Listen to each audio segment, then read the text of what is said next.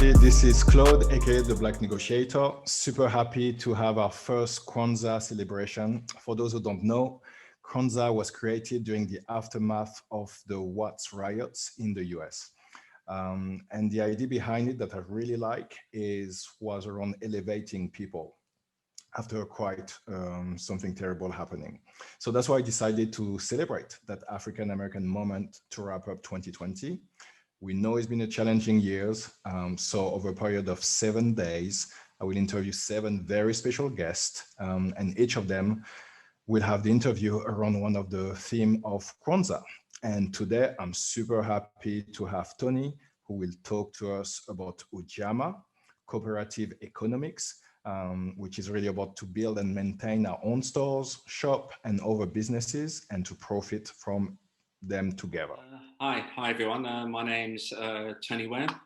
I run a company called Brandeavour. I've been self-employed, running my own businesses for probably about 25 years now. I suppose one of the things you've realised in terms of running your own business is how do you empower yourself? And empowerment is probably gaining yourself a level of control. So what we tend to do now is most products we work on or people we work with is one is about monetization, but the other one is about empowering through either finding people to develop their own routes to distribution, manufacturing, how they look at staff in relation to bringing people on board to empower them. And also the primary thing is how do you control your own destiny, which is like the holy grail of business or being an entrepreneur. Hey, the thing, and one of the reasons why I'm so excited about having Tony tonight is I still remember the first time we met. I think it was a bit awkward. We had this event in London at this dealership for a friend that we have in common. Oh, yes. And there's a guy that shows up like late after everybody. And I think at the time you had like a baton because you're coming back from a martial arts training or something like this. And I'm like, who is that guy? And the thing I remember about you was just your confidence. I love that. I absolutely love that. At the time, I was still wearing suits. I was still like making them like custom. They costed a fortune. My shoes costed everything costed a fortune. Just because I was not confident, I wanted to like send that image. Let's talk about race. How do you make it work, or like go back in the past at the very beginning, almost go back to your failures? How, when you think about race, how did you make it work? You know, what role did it play? I think you're really well articulated how you making the most of by being bicultural. But at the beginning, let's just. When I took the summer job, I decided to do a business studies course. So I did an HNC at business studies, which is a precursor to doing a degree. And I was doing it in the evenings, but I really enjoyed it. It's the first time I actually enjoyed studying. And I had this big thing for cost management. For some reason, cost management was my thing. And then because I was working in an accounts department for a company in the daytime, I went to accountancy personnel and they got me a job in a design and marketing agency. And suddenly I was in heaven because I was in a creative environment and I can use my cost management skills. So I started off in an accounts department. Then by coincidence, they wanted to set up a photographic studio. I knew photography. So I was part of that. So again, a lot of it is chance, but then you've got to jump on those opportunities. So within 7 years, I'd left account and I was an account director at this company. Nice. You know, so, but by doing so, I learned that all the creative skills needed to develop a project. So we were doing ad campaigns, event management, sales promotion campaigns, obviously pre-internet, what else, road shows, the whole works, the full gamut of, at the time was classed as integrated marketing. We were doing it all. And without even knowing that, I was learning so many other skill sets, you know, but also skill sets I'd learned because I love sport at school. The element of communication through sport is beneficial in business. After 7 years, I went to work for another agency. Then I went to work for another agency, both for a year. And I thought, you know what, I can't do this. I can't work on projects I'm not interested in. And so I ended up sitting in my living room of my 1-bedroom flat. thinking, what am I going to do? But I had a network of designers and artists because I'd worked with them. So I said, okay, I'm going to start pitching projects to different people. And my first project I got was Osram Lighting, you know, the German company, Lighting, Osram. They're huge. Don't know them. Yeah, and we ended up doing the launch of the energy saving light bulbs. So they paid me on 30 days. I paid everyone else on 90 days. I was up and running. That was my business. So suddenly, and it just started from there. I'm reading this book called Brainwashed. I don't know if I have it around. I don't know if you heard of him. He was the first black-owned. He had the first black-owned agency in the US, and I think his famous quote was, "Black people are not dark white people," and he was referring to that in the sense of like, stop advertising to black people as if they were dark white people. That's not it. So, but my point here is he was the first one to have black-owned agencies, and in his book he shared a little bit some of the challenges, but also some of the opportunities that he saw. So my question to you is, were there a lot of black-owned agencies in the UK at the time, and how did you navigate that? Was it? Yeah, there was a few people who were high up on the creative side in the big agencies, and there was a couple of independent black agencies, but there was one, which I can't remember his name now, it's gone, but that was kind of you looked at it because it was a black-owned agency and they were winning some big accounts. It was like, yes, kind of thing. But also, you don't want to, I want to be seen as, color's there, I'm black, but also I'm good at what I do. I'm good at what I deliver, kind of thing. I'm just happen to be black, so get over it, kind of thing. So that was always my philosophy. So no, there wasn't many of us, but I suppose in the industry, because it was creative, like the music industry, it was kind of accepted. Again, when you think about our theme of Ujamaa, cooperative economics, or let's just make it simple, entrepreneurship, anything you will tell your younger self? I wish I was at this stage 20 years ago, but then I needed to go for that journey to be at this stage. It's a kind of, Oh, that's my question though. Yeah. Did you actually need to go through that whole journey to be at the stage you are in today?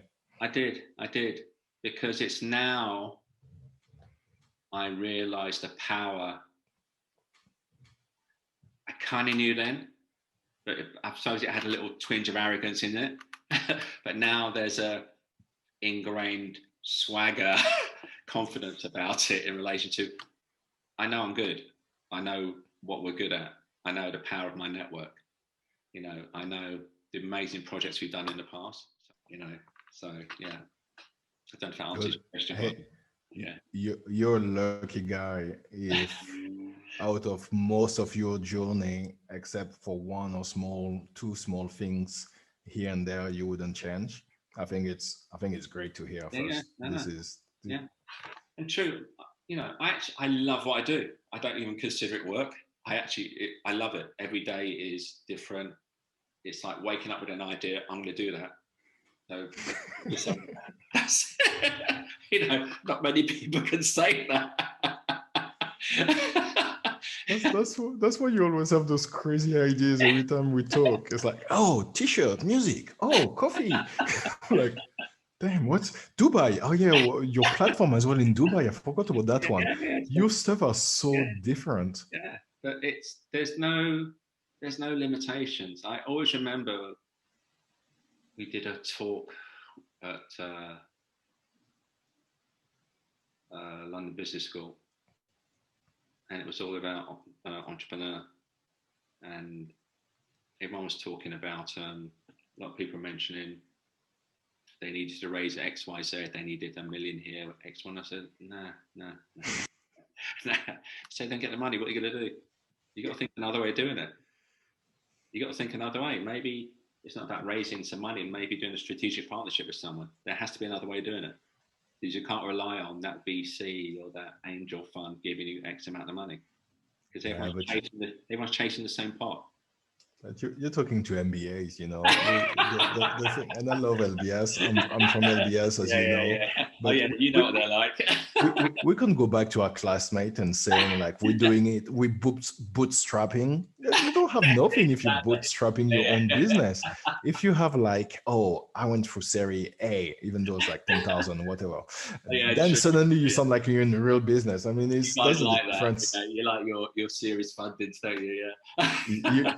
You know the difference between people who just want to show off and just pretend and put something on their CV and people that are really going for it. So that's I'll just leave it at that.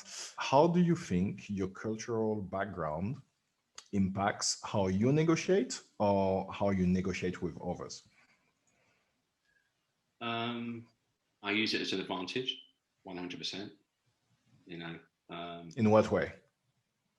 because I think no matter what, everyone judges everyone on that first appearance. I don't care who you are. You know, it's an opinion. Whether it's good or bad or indifferent. Then it's about okay, proving you can deliver, and then it's about the presentation, the pitch, and so forth. I would say that most pitches we go for, we probably get. As if we pitch, to be honest.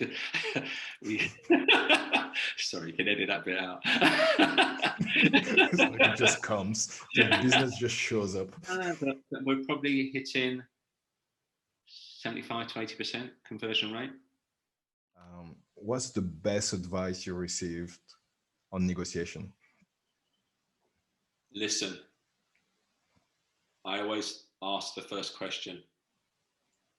So then I get a tone from where they're coming from. You know, you don't go in there, blah, blah. No, listen first. You know, so you may be doing an introduction for yourself or whatever you are, but then ask a question so you can get a tone of where they're coming from and their mood and how they're going to come at you. So that's always my first one. Always. So I want to gauge the room. Once you know how they're going to act, you can counteract it. But you can say all the things you want, and then they say something, and it kills you because you've used all your bullets, kind of thing. So ask questions. Even ask questions before you even go to the presentation, the pitch mode. Ask some questions, just get an understanding of where they are. You know, the things which don't come out in writing. Ask the questions. Then you can tailor your conversation, your pitch to how they've responded. So yeah, I always ask the first questions, so I can gauge the room. I also gauge who answers questions and who doesn't. The one who doesn't, okay, maybe that's the one I need to work out what they're about, kind of thing. Because once you've got the flavour of the room, then it's about okay, how if you're pitching if you're with 3 or 4 people in a pitch, and 2 people are doing the talking, okay, well I need to direct my eyesight at this other person, get them in. Why aren't they? Is there something they're thinking about, kind of thing? Then flip it around. So eye contact is key again. Body language, I said that confident. Body language, confident but not arrogant. Again, being ultra professional. These are the normal ones. But I always go back to gauge the room in whatever way you can. Even from the moment someone's met you in reception, or the moment you're being taken up, talk, speak. Gauge it, their first names, all those kind of things. It gets past that first hurdle, of them sussing out what you're about, because you set a tone. Right, okay, now let's go. And hey, we're coming to the end of our time. Once again, Tony, I want to thank you. Thank you for talking about entrepreneurship at the end of the day, supporting each other, moving forward, and sharing also and inspiring people through your story. So super happy about that. The last thing before I let you go is tell me one thing you're excited about 2021. My coffee project. My airport project. Opportunity. I really do believe we can wallow in the negativity of 2020 or look at the opportunities for 2021. That's it. It's like it's created almost like a level playing field. Everyone's a startup now.